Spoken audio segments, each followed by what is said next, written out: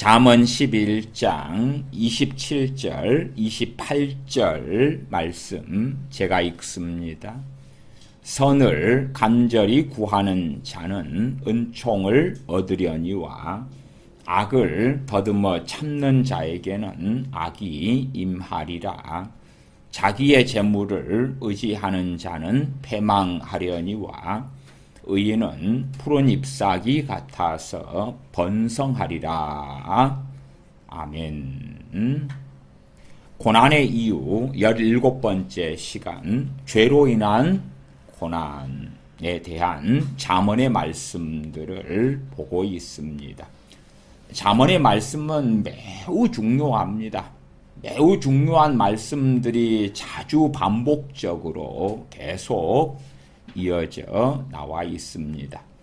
세상의 잠언을 속담이라 그럽니다. 세상의 잠언과 성경의 잠언은 하늘과 땅이 다른 것처럼 다릅니다. 그러나 어리석은 사람들은 그것을 잘 구별하지 못하기도 합니다. 세상에 잠언인 속담 몇 가지를 생각해 보십시오. 10길 물속은 알아도 한 길 사람 속은 모른다. 거기에는 하나님의 판결이 있습니까? 없습니까? 없습니다. 금묵자흑, 검은 것을 가까이 하면 할수록 검어진다. 거기에는 하나님의 판결이 있습니까? 없습니까? 없습니다. 없어요. 10번 찍어 안 넘어가는 나무가 없다. 그러면 그렇게 열심히 노력하면 좋은 성과를 얻을 수 있다. 물론 그렇지 않기도 합니다. 세상 일이라는 것은 그리 단순하지 않습니다만은 그럼에도 선조들의 혹은 많은 사람들의 지혜가 우리가 사용하는 속담에 들어있는 것은 우리가 압니다. 지혜가 있는 것이지, 세상 지혜가 있는 것이지 그것은 진리는 아닙니다. 그러나 잠언은 명확한 진리인 것은 하나님의 판결이 거기에 있어요. 물론 어리석은 사람들은 그 하나님의 판결이 집행유예이고 즉각적으로 하나님의 심판이 임하지 않기 때문에 세상의 속담 같은 것으로 여겨버리고 싶어 할지 몰라도 결코 그렇지 않습니다. 그래서 잠언의 말씀을 통하여 죄로 인한 하나님의 진노와 심판의 판결들이 어떻게 되는가 하는 무수히 많은 말씀들이 나와 있습니다. 그 가운데 제가 일부의 말씀들만 써서 함께 읽어보면서 잠깐 살펴보는 것입니다. 이러한 하나님의 판결을 보고 우리는 회개해야 되고 엎드려 긍휼을 구해야 되지만 어리석게 되어져 버리면 다 필요 없어. 나는 예수님 믿거든. 내 자식은 예수님 믿거든. 내 남편 아내는 예수님 믿거든. 그러니까 이런 말씀들하고는 상관이 없어. 그렇게 어리석어집니다. 이스라엘 백성은 하나님의 선택받은 선민입니다. 선민 이스라엘에게, 선택받은 하나님께서 택하신 하나님의 백성인 이스라엘에게 주어진 말씀이 잠언이에요. 그러면 하나님은 동일하시고 변치 아니하시고 회전하는 그림자가 없으십니다. 이 하나님의 뜻이 변하느냐 할 때에 변하지 않는다는 걸 아셔야 돼. 변하지 않아요. 그러나 이러한 판결이 즉각적으로 이루어지지 않는 것은 하나님의 말할 수 없는 자비하심이고 오래 참으심이고 긍휼하심입니다. 그 하나님의 심판이 떨어졌음에도 집행유예하시면서 회개할 시간들을 인생들에게 주심이지 하나님께서 약해지셔서도 아니고 관대해서 이러한 죄들에 대하여 이제는 눈을 감아주겠다. 그런 것이 결코 아닙니다. 잠언 11장 27절로 갑니다. 선을 간절히 구하는 자는 은총을 얻으려니와. 선을 간절히 구하는 자는 은총을 얻는다. 악을 더듬어 참는 자에게는 악이 임하리라. 그러면 우리가 누군가를 위하여 기도할 때에 그가 선을 간절히 구하는 자이면 우리가 그들을 위해 그들에게 하나님께서 은혜를 주십사 구하는 기도는 정말 함께 놀랍게 역사할 것입니다. 그러나 그 사람이 악을 더듬어 참는 자이면 하나님의 판결은 악이 말이라. 악이 말이라. 그러나 악을 더듬어 참는 자가 내 자식, 부모, 형제고 그러면 하나님, 악이 임하면 안 되고요. 구원이 임해야 되고요. 하나님의 자비가 임해야 되고요. 은혜가 임해야 되고요. 하나님의 복이 임해야 돼요. 그렇다면 그 사람은 스스로 하나님 반대편에 서 있는 것을 기도를 통하여 인정하는 것이고 하나님의 반역, 하나님께 반역하는 길을 유감스럽게도 걷는 자임을 그의 기도를 통하여 명확하게 밝히는 것이 되어집니다. 물론 우리가 기도하는 대상의 사람이 선을 간절히 구하는 자인지 악을 더듬어 찾는 자인지 모를 때가 많아요. 모를 때가 많아요. 그래서 우리가 어떤 사람을 위해 기도할 때 좋은 것들을 위하여 기도해 주는 것이 일반적이지요. 그러나 이러한 잠언 말씀을 통하여 하나님의 뜻은 명백하다는 것을 알아야 돼요. 명백하다는 걸 이해해야 돼요. 28절 자기의 재물을 의지하는 자는 패망하려니와. 세상에 많은 재물을 가진 사람들이 이 세상에서 평안하게 살고 건강하게 살고 오랫동안 장수하는 것도 많이 봅니다.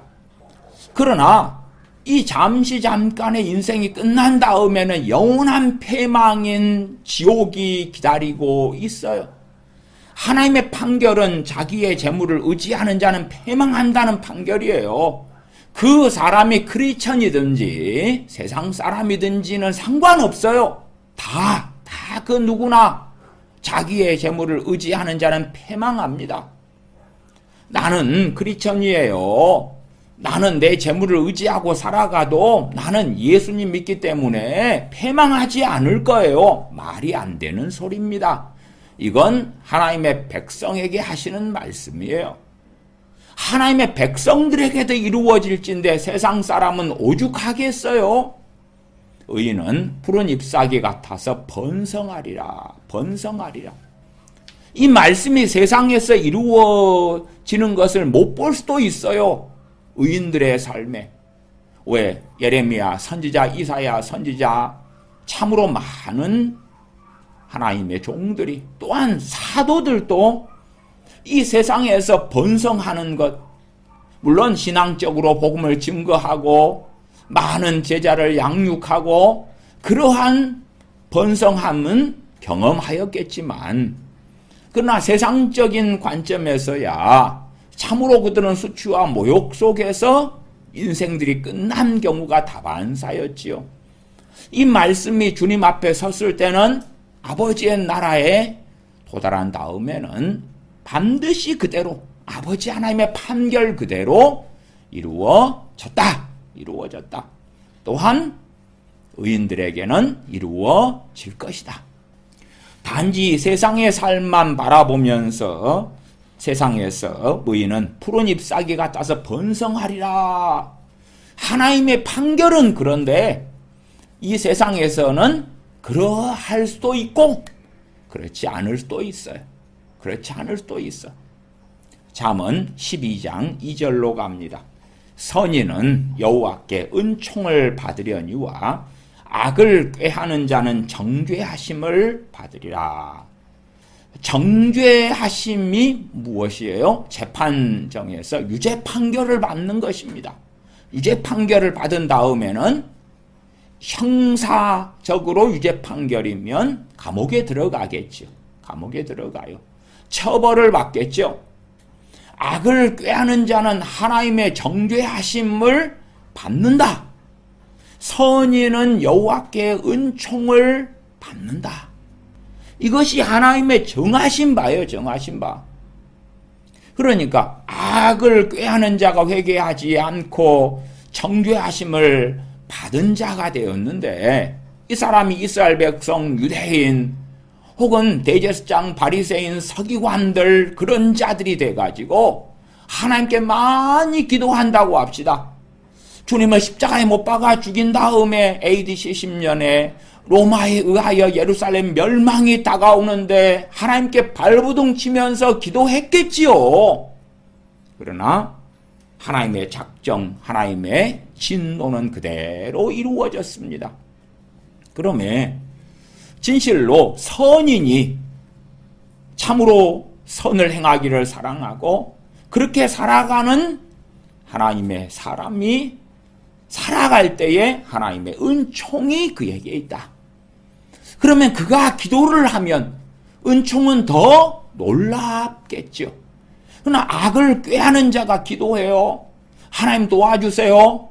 아니요. 하나님의 들으심을 결코 받을 수 없습니다. 심지어 당사자도 그런데 내 가족이 악을 꾀하는 자예요. 그는 이미 하나님의 정죄하심을 받고야 말았는데 내가 그를 위하여 기도하는 것이 어떤 얼마나 가치가 어떻게 있을까? 잠언 12장 7절입니다. 악인은 엎드려져서 소멸되려니와 의인의 집은 서 있으리라. 악인은 엎드려져서 소멸된다. 이게 하나님의 선언이에요. 물론 악인들이, 교회 안에 악인들도 많고 주여 주여 한다고 주장하지만 악인들도 많고, 그런 자들이 세상에서는 소멸되지 않는 걸 볼지도 몰라요. 그러나 인생은 안개와 같고 들의 풀과 혹은 들의 꽃과 같은 것이에요. 손살같이 지나가고 지나갑니다. 잠언 12장 13절입니다. 악인은 입술의 허물로 말미암아 그물에 걸려도 의인은 환난에서 벗어나느니라. 악인은 입술의 허물, 입으로 죄를 계속 지어요. 그래서 그물에 걸려요. 그래놓고 이제 이 악인된 그러한 자가 하나님께 기도한다고 합시다. 하나님, 자기 입술의 허물로 그물에 걸렸어요. 하나님, 그물에서 빨리 풀어주세요. 해방시켜줘요. 내가 왜 이런 일을 당해야 한단 말입니까? 정말로 어리석고 어리석죠. 그 다음에 내 지인이, 내 가족이, 내 형제가 악인이고 입술의 허물로 말미암아 그물에 걸렸어요. 입술의 허물이 뭐예요? 이게 성경의 기준은요, 악인이 누구인가가 적나라하게 나왔는데 그걸 안 보려고 그래요. 제가 지난 시간에 술, 알코올, 독주, 혼합주, 그러한 것에 탐욕하는 자들, 그러한 말씀들을 구약, 신약 함께 얼마간 살폈어요. 그러면 고린도전서 5장이나 6장은 뭐라고 말씀해? 어떤 자가 악인이라 그래요? 기본적으로 술 그럴 때에 술에 취하는 자, 악인이다 그러잖아. 악인이다 그래요. 그 악인의 리스트가 최소한 고린도전서 5장 6장에 나왔으면 그걸 받아들여야 되는 거예요. 요한계시록 21장은 뭐라고 그래요? 거짓말하는 자, 거짓말하는 자가 천국에 들어오지 못할 거다. 거짓말쟁이 들어오지 못한다. 그러면 그 거짓말하는 자, 일상적으로 거짓말이 습관이 되는 자는 어떤 자요? 악인이 악인. 명확히 성경은 말씀하는데 그걸 보려고 안 하는 거예요. 안 해. 그래서 세상법적으로 악인, 그러면 사람을 어마어마하게 죽인 살인마들, 특정한 얼마만 그렇고 많은 거죠. 크리스천들은 악인인가 의인인가 기준을 세상 관점이 아니라 잠언이나 시편이나 고린도전서든지 신약성경, 구약성경, 하나님의 말씀의 관점에서 있어야 되는 거예요. 있어야 되는 거예요. 악인은 입술의 허물로 말미암아 그물에 걸려도 그렇다고 하나님께서 말씀하시는 거예요. 의인은 환난에서 벗어나느니라. 벗어난다. 그게 하나님의 선언이에요. 선언. 물론 사도 바울이나 베드로 사도 같은 경우가 순교당하고 죽지요. 그러나 그 순교는 하나님께 영광을 돌리는 것이고 이 세상의 환난일지는 몰라도 영원한 환난이 되지 않아요. 벗어났지요. 순교를 통하여 주님 앞에 기쁨으로 섰고 환난에서 벗어났지요. 그러면 잠언의 말씀을 자꾸만 세상사 관점으로만 본다면 어떤 것은 이해가 되는 것 같은데 그러나 많은 것들은 이해되지 않아요. 이해되지 않아요. 영혼의 관점에서 잠언을 확인해야 되고 하나님의 많은 이 판결문들을 보아야 된다. 대한민국의 법률도 형법이다 그러면은 이러한 죄를 지을 때는 이러한 판결, 이런 기본적인 것들이 좀 나왔잖아요. 그런 면에서 하나님의 말씀인 잠언은 정말 사실은 자세하게 많은 조항들이 나와 있다. 잠언 13장 3절입니다. 입을 지키는 자는 자기의 생명을 보전하나 입술을 크게 벌리는 자에게는 멸망이 오느니라. 참 지금 시대는 죄 짓기 너무 쉬워요. 너무 쉬워. 입을 크게 벌린다. 그러면 인터넷을 사용하니까 인터넷 댓글들. 충동적이고 때로 악의적이고 판단하고 비난하고 정죄하는 댓글, 입을 벌리는 무수한 방법들이 펼쳐져 있는 거예요. 과거에는 전화기가 없었을 때는 입술을 벌리려면 내 발로 사람한테 찾아가야 돼요. 이웃집에 찾아가거나 만나거나. 그러나 이제 지금은 입술을 크게 벌리는 자에게는 멸망이 오느니라. 그런데 입술을 벌리기 위하여 찾아갈 필요가 없어요. 카톡을 통하여 왓츠ap을 통하여 그냥 눌러서 하면 돼. 핸드폰이 있잖아요. 인터넷이 있잖아요. 너무 자유로워 이제. 그러니까 이 입술을 크게 벌리는 자, 입술 크게 벌려서 별말을 다 해. 그런 자들에게 멸망이 오느니라. 하나님의 판결이, 하나님의 판결. 입을 지키는 자, 지키는 사람은 말을 별로 안 하지. 말이 많아. 그런 사람은 자기의 생명을 보전을 못하지요. 왜? 멸망이 오니까. 그러나 지금 시대에는 입술을 크게 벌리는 방법이 너무 광범위하고 그래서 멸망이 찾아오는 거예요. 대한민국 사람들 인터넷 댓글들 같은 걸 통하여 얼마나 입술을 크게 벌립니까? 갑질하면서 병원에 가서 아니면 관공서에 가서 은행에 가서 보험회사에 가가지고 카페에서 식당에서 별의별 입술을 크게 벌리는 짓들을 많이 해요. 그런 사람들이 크리스천이다. 그의 신앙과 믿음은 죽은 신앙, 죽은 믿음이 되고야 말고 그들에게는 멸망이 찾아올 거예요. 어떤 멸망이요? 영원한 멸망이 찾아온다 그 말이에요. 나는 크리스천이니까 내가 별 말을 하더라도 하나님은 이미 다 구원파적으로는 지을 죄까지도 다 용서해 줘버렸어. 그것은 말도 안 되는 헛소리가 되어집니다. 입을 지키는 자는 자기의 생명을 보존하나 입을 크게 벌리는 자에게는 멸망이 오느니라. 입으로 어리석게 막 벌려서 별 문제, 별 사건을 다 일으키면서 그러면 이제 멸망이 찾아오는 전조가 뭐겠어요? 도대체 별일들 다 생기는데 먼저는 성령의 역사가, 하나님의 은혜의 역사가 거두어지고 사라져요.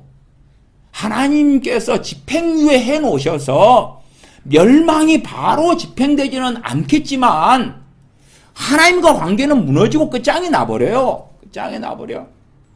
그런 사람들이 고통과 고난을 세상에서 당하면서 하나님께서 등을 돌리셨고 기도를 해도 하나님이 안 들으시고 그런 상황이 됐는데 왜 이런 일이 벌어진지는 모르겠다. 나는 예수님 믿어. 나는 하나님 믿어. 그런데 왜 나에게는 이러한 고통이 있는지를 몰라. 당신의 죄 때문에 그러는 거야. 당신의 죄 때문에. 그래서 제가 고난의 이유 가운데 죄로 인한 고난을 계속 반복해서 많이 다루고 있고, 그 중에서 최소한 성경 66권이 파노라마처럼 펼쳐져 있는 가운데서 제가 잠언의 말씀을 중심으로 여러 시간을 말씀을 조금 드리는 거. 그것도 많이도 아니에요. 구절들이 어마어마하게 많은데 사실은 조금 그냥 빼가지고 읽어드리고 살펴보는 거예요. 죄를 지으면 고난이 있다. 그 가장 간단한 걸 말씀드리는 거예요. 죄를 지으면 고난이 있다. 그런데 왜 잠언에 좀 여러 말씀들을 보냐 그러면 죄가 뭔지를 최소한은 아셔라 그 말이에요. 죄가 뭔지는 좀 알아야 된다. 세상 사람들처럼 말씀에 무지해가지고 세상 사람이 말하는 죄의 개념, 관념에 머물러 있는 사람은 소경이 된 사람이에요. 그런 사람이 뭐라고 성경 66권을 붙잡고 믿습니다. 그러고 있습니까? 성경도 안 믿으면서. 입을 지키는 자는 자기의 생명을 보전하나 입술을 크게 벌리는 자에게는 멸망이 오느니라. 그러면 입술을 크게 벌리는 자가 하나님께 막 기도를 해. 그런다고 복이 올 것 같습니까? 은혜가 올 것 같습니까? 입술을 크게 벌리는 자는 그 짓거리를 하지 말고 회개를 해야지. 회개를. 하나님께서 멸망이 오느니라 선언하셨지만 집행유예 중이니까 하나님의 긍휼을 입을 수 있으니까 그 짓을 하지 말아야지. 하지 말아야지. 그러나 이렇게 입술에 대한 말로 인한 죄에 대한 것이 잠언에 가득한데 멸시하고 무시하는 크리스천들을 저는 많이 봤습니다. 많이 봤어요. 왜 그리 담대한지 모르겠어. 당신이 아직 평안하니까 그렇지. 당신이 질병이 들어봐. 당신이 지금 건강하니까 특별히 하나님께서 나를 도와주실 일이 없어 그럴지 몰라도 당신 병 들어봐. 그리고 기도해봐. 하나님 응답하실런지. 안 하셔. 안 하셔. 당신이 정말로 이제 삶의 고통 속에 들어가 봐. 그 다음에 하나님 나 좀 도와주세요. 그러면 하나님 안 들으신다고. 당신이 지금 평안하고 삶의 고통이 없고 그러니까 입술 크게 벌리고 살아도 멸망이 오는 줄을 알지 못하고 돈이 있고 직장이 있고 여유가 있고 가정이 평안하고 건강하고 그러니까 뻔뻔하고 강팍하게 있는데 얼마 지난 다음에는 고난이 올 거라고요. 고난이 와. 잠언 13장 5절 6절입니다. 의인은 거짓말을 미워하나. 그럼 반대는 악인은 거짓말을 좋아하겠지. 거짓말을 해도 양심이 아무렇지도 않아. 아무렇지도 않아. 뻥을 치는 거예요. 사기를 치는 거예요. 거짓말하는 거예요. 거짓말을 밥 먹듯이 하겠지. 의인은 거짓말을 미워하나 악인은 행위가 흉악하여 부끄러운 데에 이르느니라.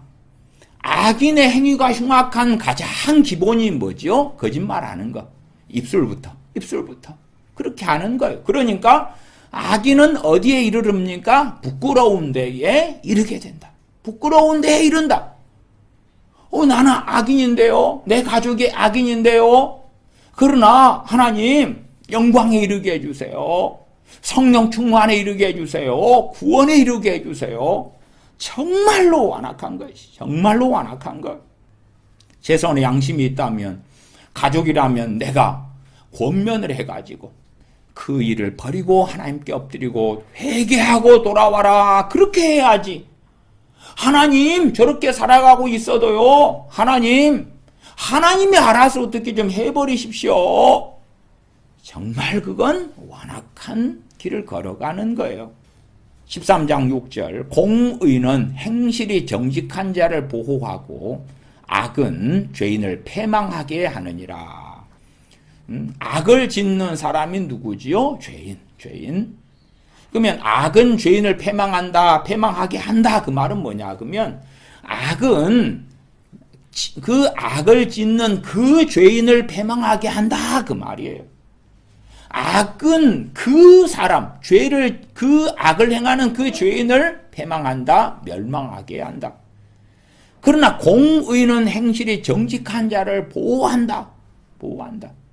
하나님께서 행실이 정직한 자의 공의를 보시고 그의 행위를 따라서 그를 보호하실 거다.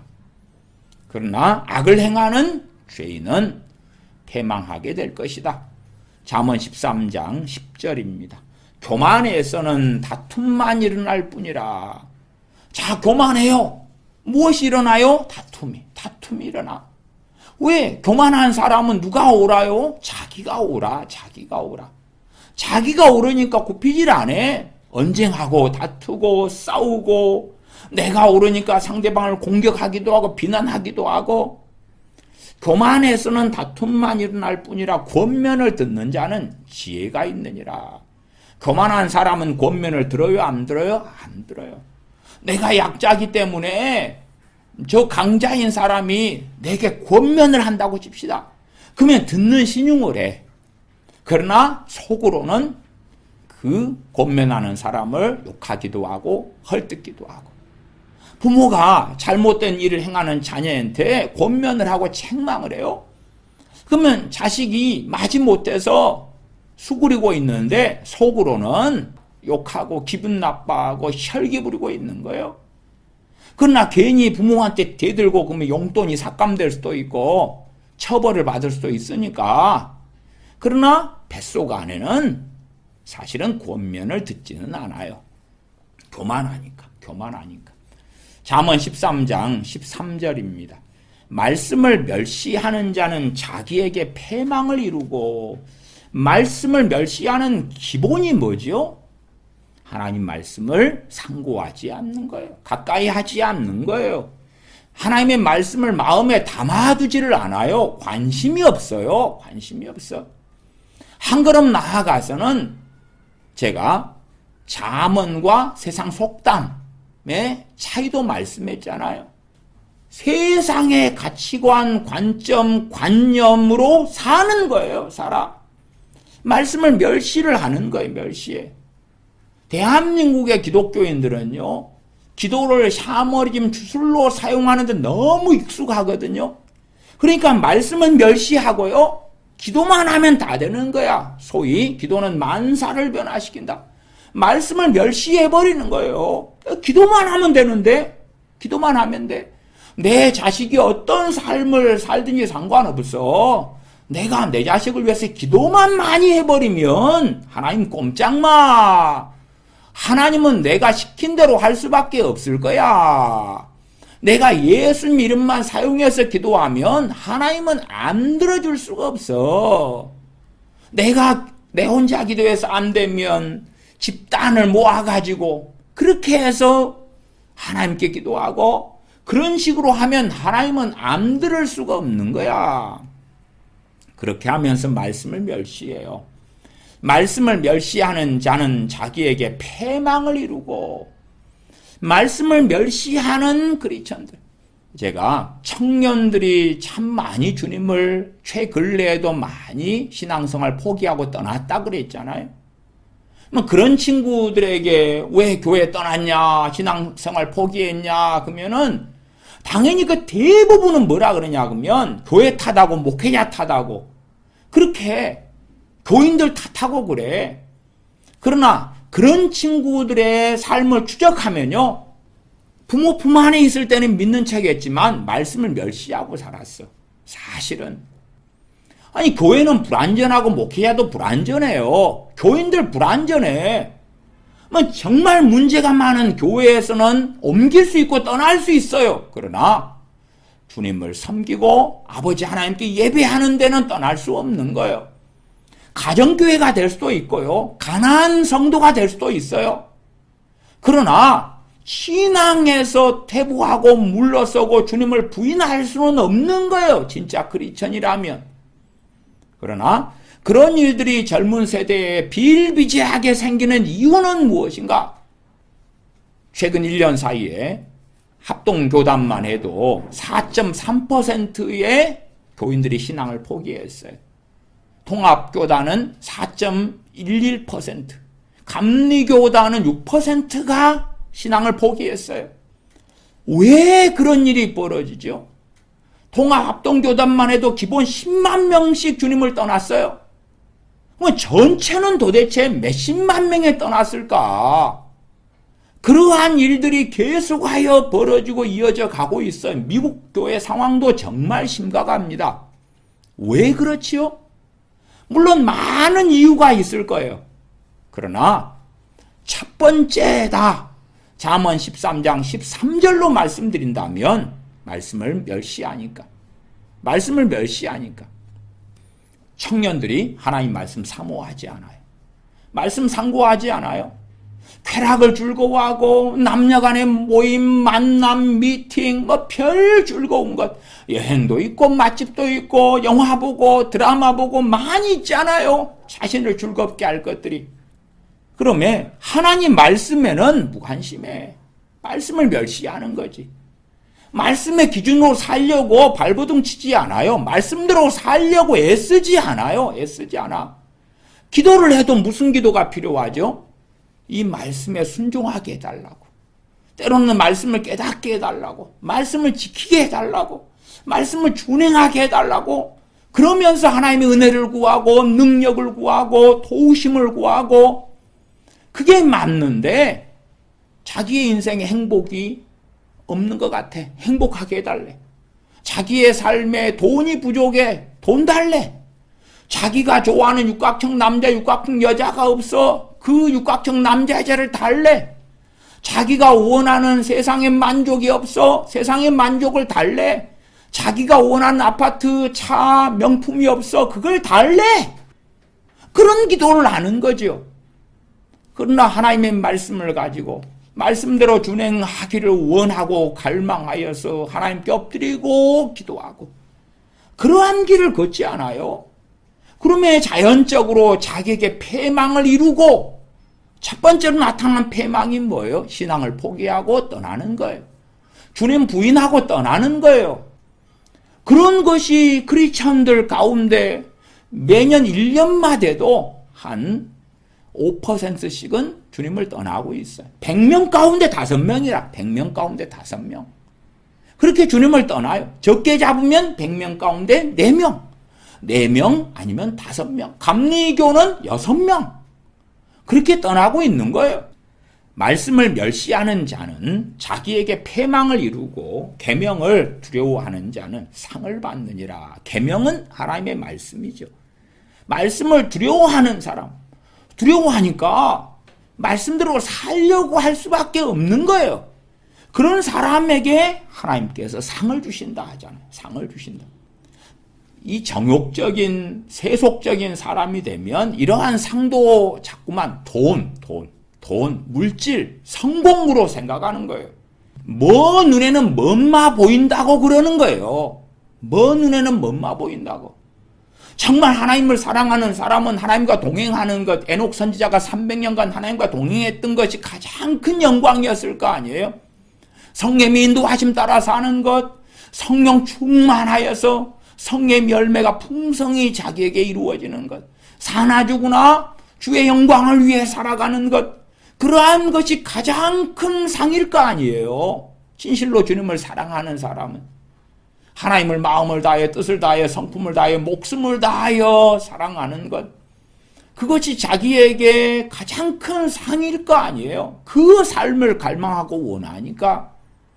그러나 이미 세상 사람이 돼버린 겉무늬만 크리스천들은 상을 어디에서 원하는가 할 때에 세상에서 누리고 사는 상을 원하는 거예요.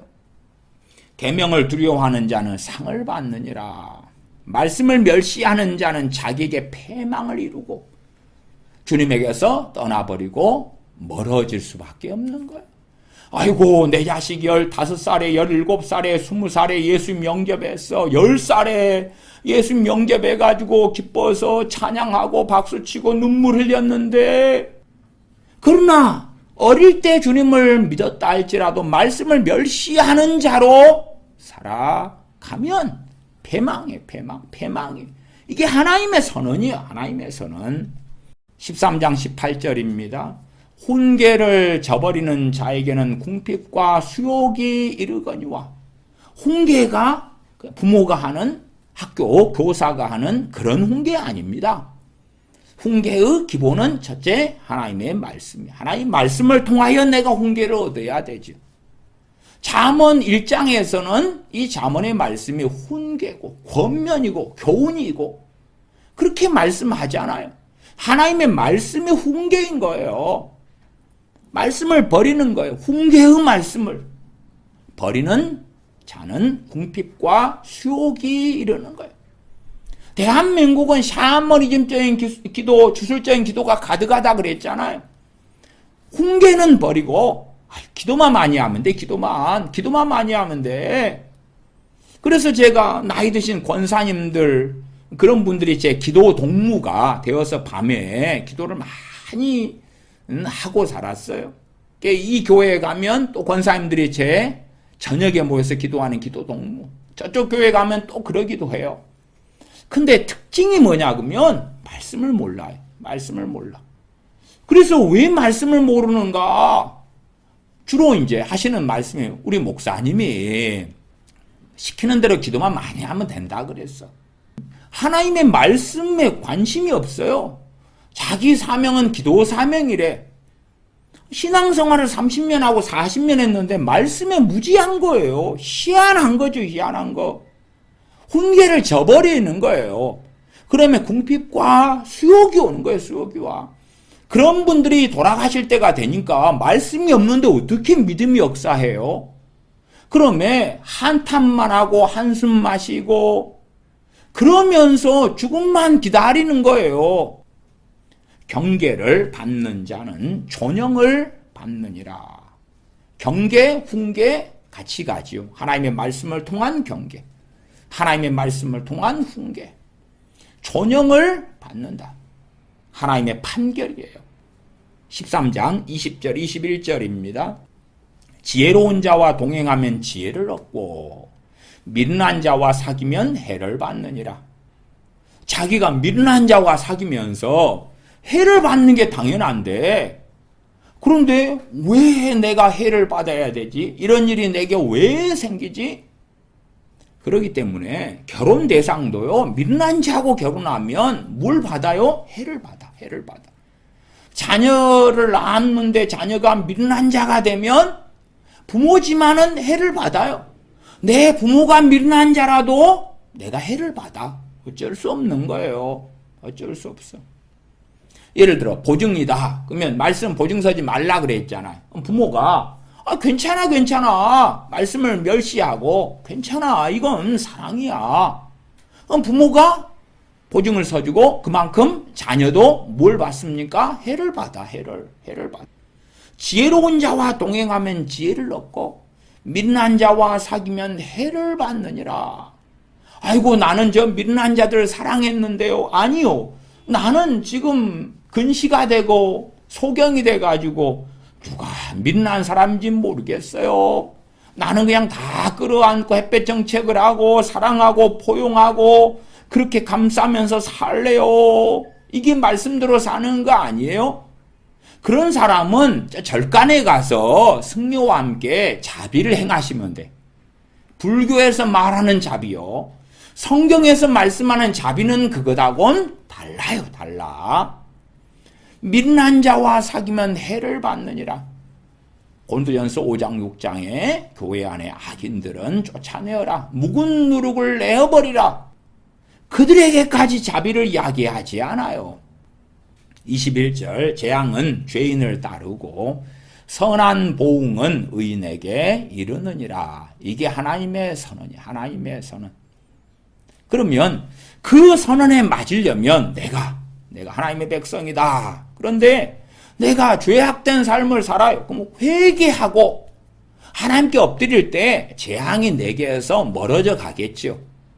또한 하나님의 말씀대로 선한 삶을, 의로운 삶을 살아가요. 그러니까 좋은 선한 보응이 내게 올 것이에요. 그렇게 해서 기도 가운데 하나님을 경외함으로 나아가는 게 맞지. 말씀을 멸시하고 자기 욕망대로 충실하게 살아가면서 하나님 좋은 걸 주세요. 이걸 이렇게 해주시고 저걸 저렇게 해주세요.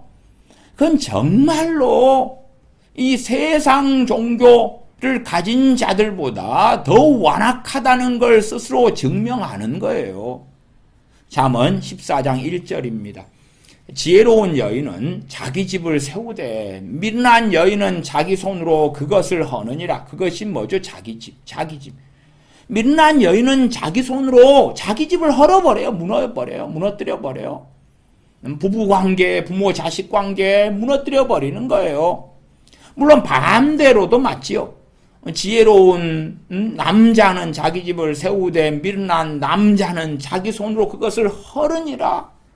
미련한 남자가 온갖 완악한 일을 자신의 아내에게 하면서 관계가 정상적이기를 바란다면 말도 안 되죠. 그러면서 자식들에게 존경받기를 바란다면 말도 안 되는 거죠. 미련한 사람은 자기 손으로 자기 집을 무너뜨려 버리는 거예요. 그러면 자신의 이 쉼을 얻을 자신의 가정, 안식할 자신의 가정, 그 가정이 무너지고 없어져 버리는 거죠. 그러면 뭐 정말 현수관 여인을 얻는 건 기적 같은 일이지만 최소한 지혜로운 여인을 얻어야지 그 여인은 자기 집을 세울 것이고, 반대로 정말 지혜로운 남자를 얻어야지 자기 집을 세울 것이에요. 그러나 미련한 여인을 구해가지고 하나님 그래도 외모가 내 마음에 드는데요. 이쁘게 생겼잖아요. 몸매가 좋잖아요. 근데 좀 살아보니까 정말 이기적이고 독선적이고 교만하고 거만하고 거짓말을 밥 먹듯이 하고 술을 즐기고, 하나님 바꿔줘요. 외모는 그대로 몸매, 외모는 마음에 들어요. 딴 걸 다 바꿔줘요. 딴 걸. 성격 바꿔줘요. 저 술 끊게 해줘요. 저 거짓말 안 하게 해줘요. 집안에 들어와서 가족끼리 이간질하고 거짓말하고 그래요. 저거 안 하게 해줘요. 그건 말도 안 되는 이야기죠.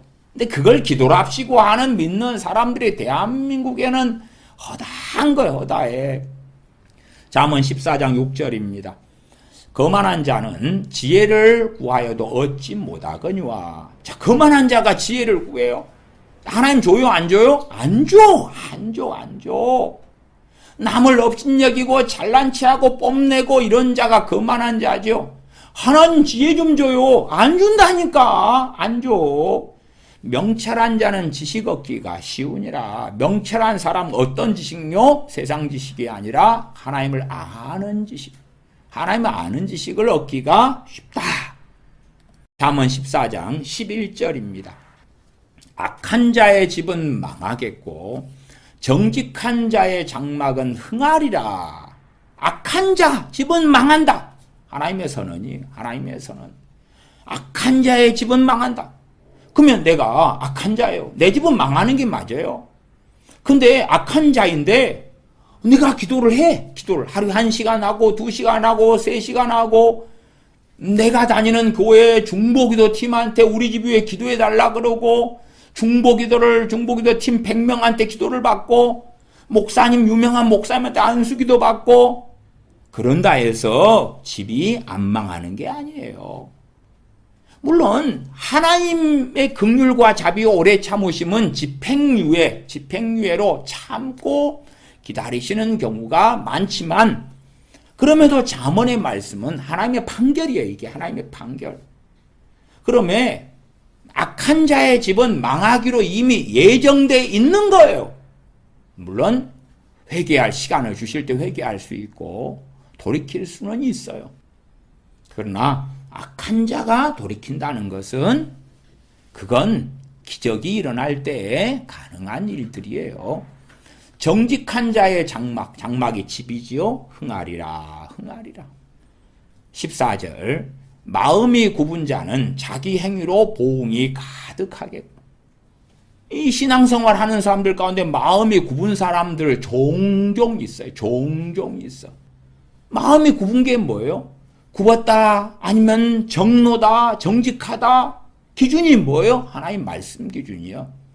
마음이 굽었다. 자기 욕망, 자기 뜻, 자기의 편견, 자신의 독선, 그런 거에 따라서 살아가요. 그러면서 목적을 위해서 별 것도 해도 상관없는 거. 마음이 굽은 자는 자기 행위로 보응이 가득하다. 그 잘못된 행위로 인한 그 보응이 가득할 것이다. 선한 사람도 자기의 행위로 그러하리라. 선한 사람에게 하나님께서는 아름다운 것들로 보응해 주실 거고, 마음이 굽은 자는 굽은 자가 그 행한 그 잘못된 것들만큼 보응이 가득할 거고, 좋지 않은 것들로 가득하게 되는 거지요. 17절, 노하기를 속히 아는 자는 어리석은 일을 행하고 악한 계교를 꾀하는 자는 미움을 받느니라. 노하기를 속히 하는 자는 어리석은 일을 한다. 뭐 노하기를 속히 해. 아이고, 나는 본래 성질이 그래요. 그러나 뒤끝이 없어요. 그건 세상 말이고, 하나님의 판결을 기억하셔야지. 하나님의 판결을. 노하기를 속히 하는 자는 어리석은 일을 행해요. 그러면 그 어리석은 일이 도대체 뭐예요? 노하기를 속히 하는 것, 자기의 감정으로 살고 혈기로 살고, 어리석은 일의 결과는 그 종류에 따라 다르지만 정말 참담할 때도 많아요.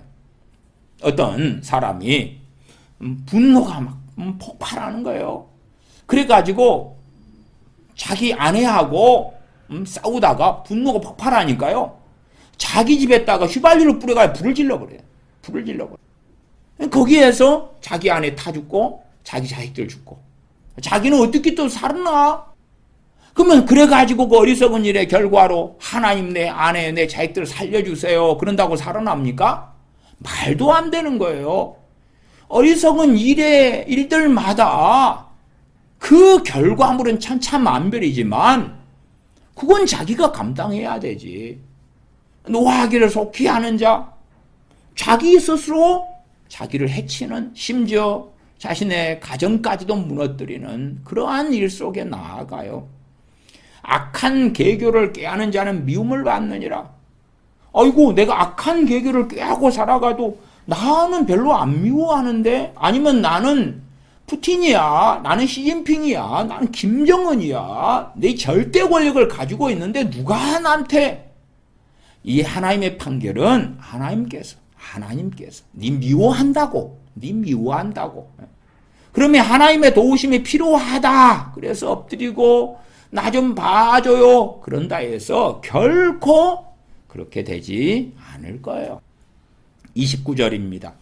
노하기를 더디 하는 자는 크게 명철하여도 마음이 조급한 자는 어리석음을 나타내느니라.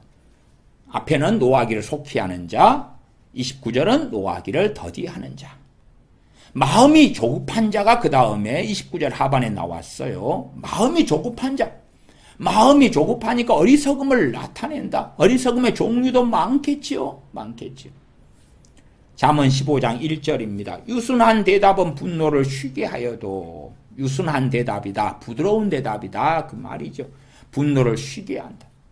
상대방이 막 분노하고 그러는데 나도 그냥 맞받아치고 달려들고, 그러면은 분노를 멈추게 할 수가 없죠. 그러면 나도 해를 받는 거라. 해를 받아. 유순한 대답은 분노를 쉬게 하여도 과격한 말은 노를 격동하느니라. 그렇게 한 다음에 이제 결과물이 너무 안 좋으니까 한국교회 교인들이 쓰는 방법이 기도를 하는 거죠. 어쩌라고 그래서, 어쩌라고. 15장 8절입니다. 악인의 제사는 여호와께서 미워하셔도 정직한 자의 기도는 그가 기뻐하시느니라. 악인의 제사하고 정직한 자의 기도하고 대꾸가 돼 있는 거예요. 그렇기 때문에 악인의 기도는 그렇게 해도 맞아요. 악인의 기도는 여호와께서 미워하셔도 정직한 자의 기도는 그가 기뻐하시느니라, 이래도 맞고요. 이 대꾸를 이루고 있는 게 반복하고 있고 강조형이고 그렇거든요. 반대로 악인의 제사는 여호와께서 미워하셔도 정직한 자의 제사는 여호와께서 기뻐하시느니라. 그래도 맞는 거예요. 그 표현이 다 담겨 있는 거예요. 하나님께 제사할 때에, 그럴 때에 기도는 기본이죠. 기도, 찬양, 회개, 감사, 그런 것들이 제사 가운데 다 담기죠. 악인의 제사는, 그래서 대상이 하나님의 백성이구나. 그렇지. 악인, 그러니까 불신자구나. 불신자가 어떻게 하나님께 예배합니까? 어떻게 하나님께 제사합니까? 아니에요. 이스라엘 백성이고 지금 우리로 한다면 크리스천들이에요. 그 가운데 악인이 제사를 할 때, 예배를 할 때에, 기도를 할 때에, 찬양을 할 때에 여호와께서 미워하신다. 그러나 정직한 자가 기도할 때에 여호와께서, 하나님께서 기뻐하신다. 그러니까 말씀은 명백한 거예요. 의인의 간구에 하나님께서 귀를 기울이신다는 거예요. 그냥 무조건 막무가내로 기도만 많이 하면 된다의 문제가 아닌 거예요. 내가 어떠한 삶의 길을 걸으면서 기도하느냐, 또한 내가 기도하면서 어떠한 길을 걸어가느냐, 하나님의 말씀을 상고하고 말씀을 준행하면서 기도하느냐, 기도하면서 하나님을 의지하여 살면서 말씀을 지키는 길을 걷느냐, 그러한 것이지 기도 따로 삶 따로를 자꾸 분리시키려는데 그건 정말 이상한 기독교를 만드는 거예요. 이상한 신앙을 만드는 거예요. 잘못된 길을 걸어가는 거예요. 정직한 자의 기도는 그가 기뻐하시느니라. 야, 악인으로 살아도 괜찮아. 네 멋대로 살아도 주여 주여만 한다 그러면, 그리고 많이 기도하면 하나님은 들어줄 수밖에 없어. 너가 주여 주여 하고 예수님 믿는다 그러고 네 멋대로 살아가도 죽은 다음에 천국 갈 거야. 그것이 마태, 마가, 누가, 요한복음에 어디가 있어요? 그것이 요한계시록 2장 3장의 소아시아 7교회 주님 하시는 말씀 가운데 어디가 있어요? 그런 것이 요한계시록 21장 22장에 그런 말씀이 어디가 있어요 도대체? 거룩한 성 예루살렘에 들어오지 못하는 자들이 누구인가? 또한 둘째, 사망의 해를 받는 자들이 누구인가 밝히고 있는데 그러한 하나님의 말씀을 멸시하는 거예요. 멸시하는 방법이 대한민국 교인들은 기도인 거예요. 기도인 거예요. 기도를 통하여 하나님을 조롱하고 말씀을 멸시하는 걸 너무 즐거워하고 그렇게 하는데 담대한 거예요. 얼마나 어리석은지. 말씀을 지키기 위하여 엎드리고 기도하고 말씀을 상고하면서 이 말씀에 따라서 하나님을 기쁘시게 하기 위하여 하나님께 나아가고, 그런 가운데 내 힘과 내 능력으로 말씀을 준행하는 의로운 길을 걷기 어렵음에 기도하는 거예요. 그 은혜를 구하는 거예요. 내 삶의 영광을 얻기 위하여 기도하는 게 아니라 하나님의 영광을 위하여 살기 위하여 기도하는 거예요. 기도 가운데 또한 감사하며 찬양하며 노래하는 거지요. 기도하겠습니다. 아버지 하나님, 하나님의 말씀을 멸시하는 그 어리석은 삶 속에 우리가 들지 아니하고 잠언의 말씀을 통하여 하나님의 많은 판결들을 볼진대 두려워하며 떨며 겸비하며 전능하신 아버지 하나님을 영화롭게 하기 원하고 갈망하여 말씀을 상고하며 말씀을 따라 기도하기를 멈추지 아니하는 복된 그리스도인으로 살게 하여 주시옵소서. 우리 주 예수님의 이름으로 기도하옵나이다. 아멘.